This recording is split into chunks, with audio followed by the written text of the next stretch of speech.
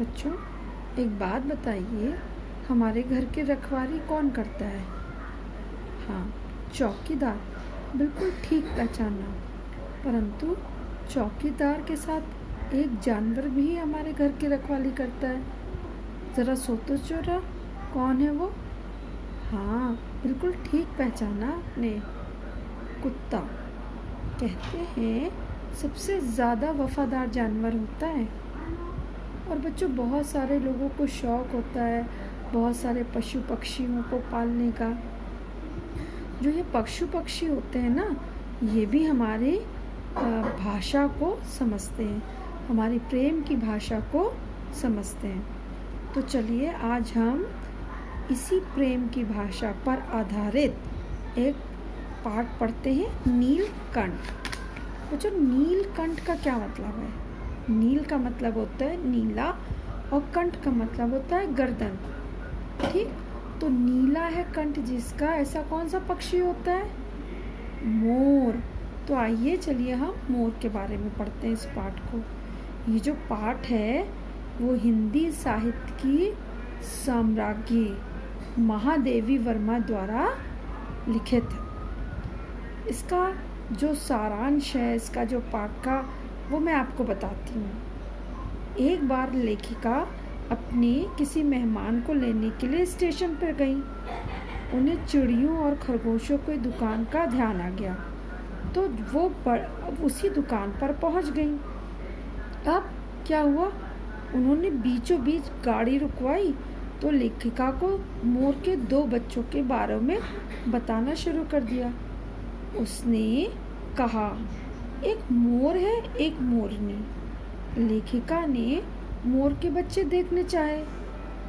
जब उसने देखे तो तीतरों की तरह वो पिंजरे में बंद था। लेखिका ने उनको 35 रुपए दिए और दोनों को खरीद लिया। जैसे ही पिंजरे को कार में रखा, वे छटपटाने लगे, मानो ऐसा लग रहा था कि पिंजरा लेकर ही वे लोग उड़ने के लिए तैयार हों। उन्हें लगा एक तो हम वैसे ही पिंजरे में और दूसरा कार में बंद। फिर क्या हुआ, फिर जब वो महादेवी वर्मा अपने घर पहुंची तो उन्होंने जालीदार एक घर बनवाया, एक कमरा लिया और उन्हें उसमें रख दिया। जब उन्होंने उसमें रख दिया तो उन्हें डर लगा कि ऐसा ना हो कि दूसरे जीव जंतुओं के डर से वो एकदम से अपने आप को असहज महसूस करने लगे। तब उन्होंने अपने पढ़ने के कमरे में उन्हें रखा। इस कमरे में उन्होंने पिंजरे का दरवाज़ा खोल दिया। 2 कटोरियों में खाने के लिए और पानी रख दिया। कभी देखने लगी कि वो जो थे वे कमरे की मेज़ के नीचे घुस जाते, कभी अलमारी के पीछे घुस जाते। फिर उन्होंने एक कोने में रद्दी कागज़ों की टोकरी बना रखी थी, तो कभी वो लोग घूमते घूमते उस रद्दी कागज़ों की टोकरी में बैठ जाते।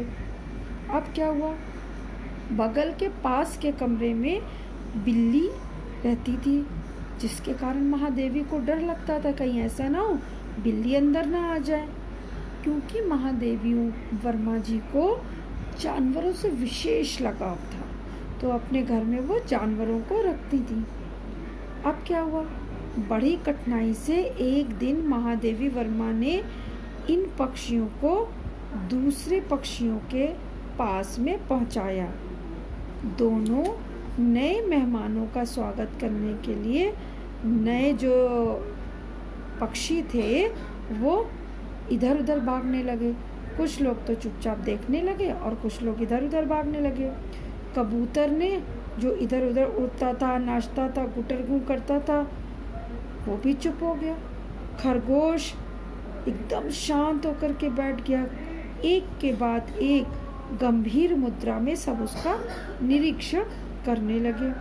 अब क्या हुआ, खरगोश और तोता सारे के सारे एकदम शांत हो गए।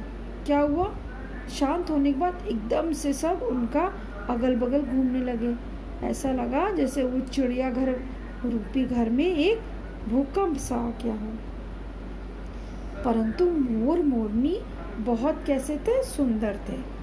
क्या हुआ था, मोर धी का बच्चा जो था वो धीरे धीरे बढ़ने लगा। मोर के सिर पर सुंदर सी कलगी आ गई। ऊंची और चमकीली तो बहुत सुंदर लगती थी। चोंच थोड़ी सी तेज और टेढ़ी हो गई।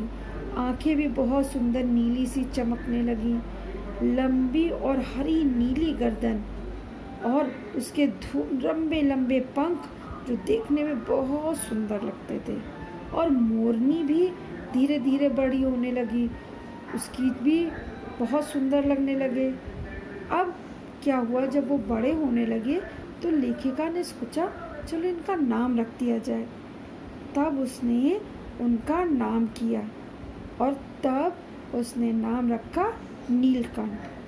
ठीक, तो मोर की गर्दन नीली होने के कारण ही उसका नाम नीलकंठ रखा गया। अब मोरनी उसके आगे पीछे ना घूमती रहती थी, क्योंकि दोनों साथ में आए थे, तो उसका नाम रखा, साथ साथ चलती थी इसलिए उसका नाम रखा राधा। ठीक है बच्चों, फिर इस तरह से उन दोनों का महादेवी वर्मा जी ने नामकरण संस्कार कर दिया। नीलकंठ की भाव भंगिमाएं इतनी सुंदर थी कि लेखिका उनसे बहुत आकर्षित होती थी। वो इतनी सुंदर थी उसकी भाव भंगिमाएं, क्योंकि मोर स्वयं में बहुत सुंदर पक्षी होता था। और तो और जब वर्षा ऋतु आती तो वो बहुत सुंदर नृत्य भी करता था।